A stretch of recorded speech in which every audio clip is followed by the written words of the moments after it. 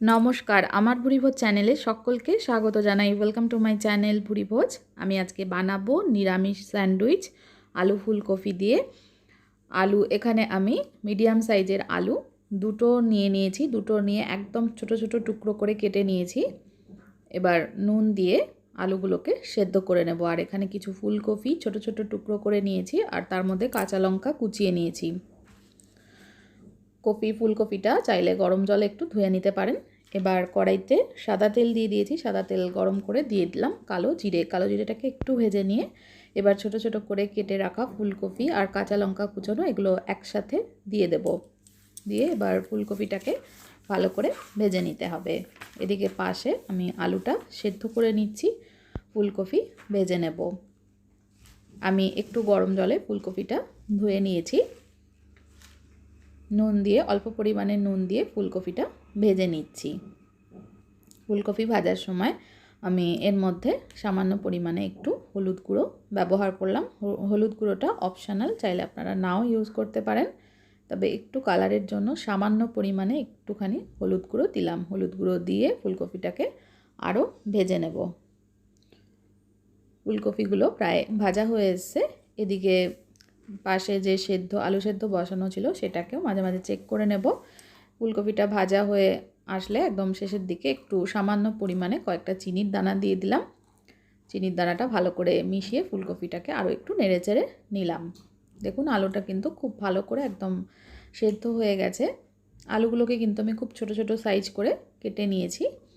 এবার দিয়ে দিচ্ছি সেদ্ধ করা আলুগুলো। সেদ্ধ করা আলু দেওয়ার পরেও এটাকেও একটু নেড়েচেড়ে নিতে হবে, নেড়েচেড়ে ভেজে নেব। আমি ঘরে থাকা খুব সাধারণ কয়েকটা উপকরণ দিয়ে রেসিপিটা তৈরি করছি। আমার প্রায় প্রত্যেকটা রেসিপি কিন্তু ঘরে থাকা সাধারণ উপকরণ দিয়ে তৈরি করি, যাতে সকলেই এটা বানাতে পারে। এবং এটা কিন্তু বানানো ভীষণই সোজা, যে কেউ মাত্র 10 মিনিটে এটা তৈরি করে নিতে পারবেন। এবং যে সবজিগুলো রয়েছে, শীতকালে ফুলকপি তো সকলের বাড়িতেই থাকে, আর আলু সকলের বাড়িতেই রয়েছে। খুব সাধারণ এই 2-3টে উপকরণ দিয়ে এটা তৈরি হয়ে যাবে।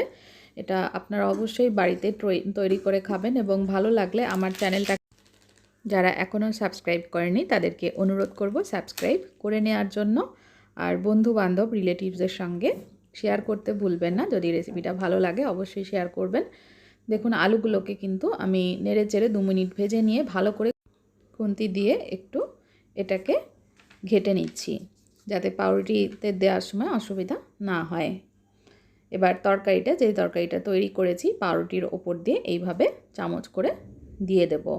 এই তরকারিটা কিন্তু রুটি, লুচি এগুলোর সঙ্গে খেতেও ভীষণ ভালো লাগে। এরকম একটা মাখা মাখা তরকারি লুচি দিয়ে অসাধারণ লাগে।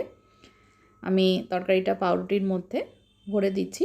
দুটো সাইডে রুটিতে ভরে দিয়ে ওপর দিয়ে আরও একটা পাউরুটি দিয়ে দিচ্ছি। এবার আমি পাউরুটিটা সেঁকে নেব। তাওয়াতে খুব সামান্য পরিমাণে তেল দিতে হবে। অল্প পরিমাণে তেল দিয়েই কিন্তু এটা ভীষণ ভালো লাগবে। সামান্য একটু তেল দিয়ে নিয়েছি। তেল দিয়ে এবার আমি তেলটাকে গরম করে নেব। তেলটা ভালো করে গরম হয়ে গেলে গ্যাসের ফ্লেমটা একদম কমিয়ে দেবো, নইলে কিন্তু পাউরুটি পুড়ে যেতে পারে। একদম কম আঁচে পাউরুটিটাকে সেঁকে নিতে হবে। 1-1.5 মিনিট পরে একটু উল্টে চেক করে নিতে হবে সেঁকা হয়েছে নাকি। আমি উল্টে দিলাম 1.5 থেকে 2 মিনিট পরে। উপরটা এভাবে চেপে ধরে আমি উল্টে দিচ্ছি। অপর দিকটাও 1.5 থেকে 2 মিনিট মতন একদম কম আঁচে সেঁকে নিতে হবে।